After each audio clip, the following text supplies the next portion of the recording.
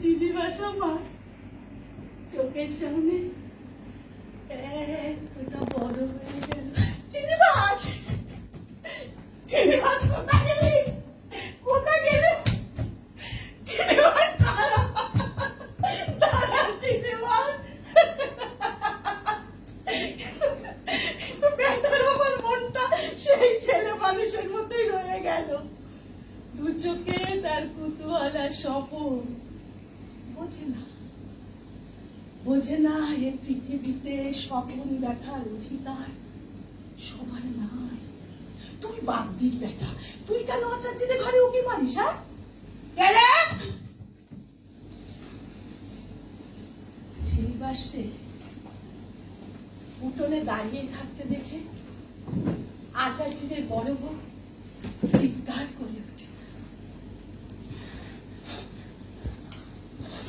আমি আমি চিনিবাস, রূপসী বাগদির বেটা, আপনাদের মনসা গাছ এনে দেবো।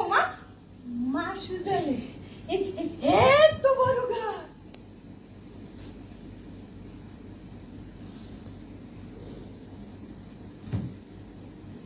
রান্নাঘরের দৌড়তে গরম ভাতের গন্ধ আসছে।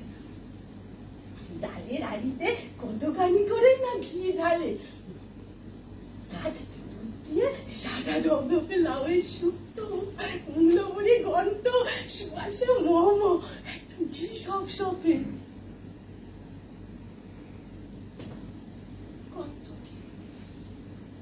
কতদিন গরম ভাত খাই। ও গিন্নিমা, বলছি সোমবার তো রান্না পুজো, কচু শাক এনে দেবো মা।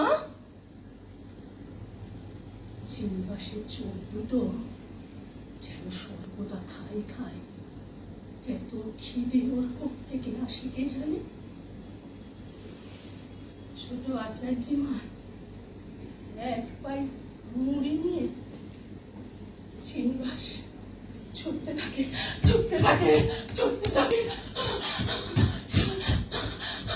সে স্বপন দেখে, সে স্বপন দেখে বান এসেছে, কাকুয়ার বংলো ছাপিয়ে বান এসেছে। বল না, বল না মা, বল না, বান আসলে কি আর বল না মা। বলছি তো রে বাপ, বান আসলে মারি হবে, পিঁপড়ে পতঙ্গ ফাঁসে যাবে, মানুষ শেয়াল শকুনে ছিঁড়ে খাবে, আর হাতি ঘোড়া জিয়ে থাকবে।